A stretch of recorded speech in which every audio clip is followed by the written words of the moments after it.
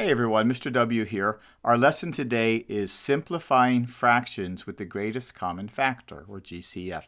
So simplify fraction means if we have a fraction with 4/8, we want to switch those numbers by writing an equivalent fraction that has smaller numbers, or in other words, lowest terms. So our steps are to find the greatest common factor, which I'll show you that over here in just a second. We'll divide the numerator by the greatest common factor and then divide the denominator. Okay, let's just jump in. So 4/8 and we want to simplify. Our first step is to find the greatest common factor. So over on this table here, we see the 4 and the 8. Factors of 4 simply mean that, for example, 1 times 4 equals 4. And then also you could just go 2 times 2. I just wrote it one time. Those are the only ways that you get 4. Factors of 8 would be 1 times 8 and 2 times 4. So the greatest common factor means we're going to look for numbers that are the same on both lists. Well, 1 is common and 2 is a common factor, but you see the 4, how that is greater than any of the other. So we are going to divide the numerator by 4. So 4 divided by 4. Let's use a calculator today. Some people feel uncomfortable with division, and I really want you to focus on the steps, okay, today. So ready? 4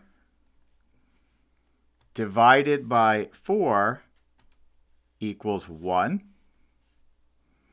And whatever we do on the top, whenever you do fractions, you do the exact same thing on the bottom. So this time I'm going to clear, and let's go with 8 divided by 4, and that equals 2. And then I'm just going to draw the fraction bar. So 4/8 simplifies to 1/2. So 1/2 is our answer for that one. Looks like my pen's running out of ink. I'm going to switch over. And so look at our model here. You can see that this is 4/8 and this is 1/2. And whenever you're doing simplifying fractions, see how you're changing the numbers to smaller numbers. The 4 went down to a 1, the 8 went down to a 2. But notice that the size is exactly the same. So the size stays the same. All right, let's try another one. So we're going to simplify 3/12. Our first step is to find the greatest common factor. There's another lesson on that, by the way. I'll put the link on the description today if you need to brush up on greatest common factor.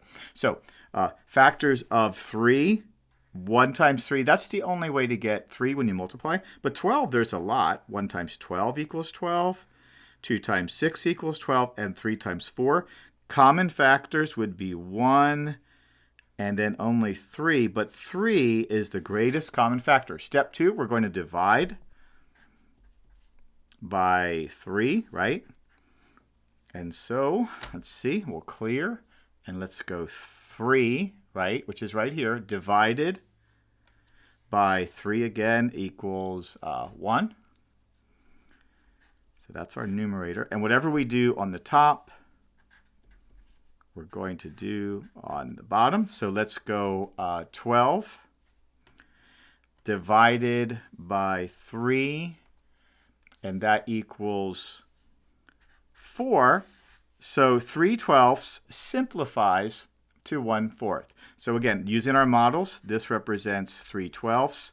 This represents 1/4. And you see how they are equivalent fractions, but you see how these numbers are smaller, right? Remember we said we're going to smaller numbers.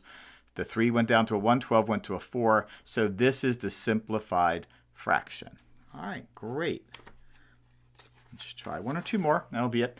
Let's try one a little bit harder. 8/24, and we're going to simplify. If we find our factors of 8 would be, 1 times 8 is 8, 2 times 4. 24, there's a bunch of them. 1 times 24, 2 times 12, 3 times 8, and 4 times 6. Let's find our common factors. 1 is common, 2 is common, 4 is common, but so is 8, and 8 is our greatest common factor. Step 2, we're going to divide in this case by 8. That's going to be 1, but I told you we'd use calculator today. So 8 divided by 8 equals 1. And then whatever we do on the top, we do on the bottom. So let's go 24 divided by 8 equals 3. So 8 24ths simplifies to 1/3. Here's the models again. This would represent 8 over 24, and then we write an equivalent fraction of 1/3. In other words, a simplified fraction of 1/3. One more example. Sometimes when you're simplifying fractions, that some fractions will not simplify. Let me just show you an example of that. 3/4. Here's our factors of 3 and our factors of 4. Do you notice that only the 1, see how only the 1 is the greatest common factor? So if we were to divide each of these, you would see that 3 divided by 1 is 3, right? And then the 4 on the bottom, 4 divided by 1 equals 4. And you see how that's exactly the same. So this was already simplified, and we just checked with the greatest common factors. And again, you can see here that using our models, we did not write an equivalent fraction. We just wrote the same fraction. Okay, everybody, thanks. I hope this was helpful today, and we'll see you on the next one.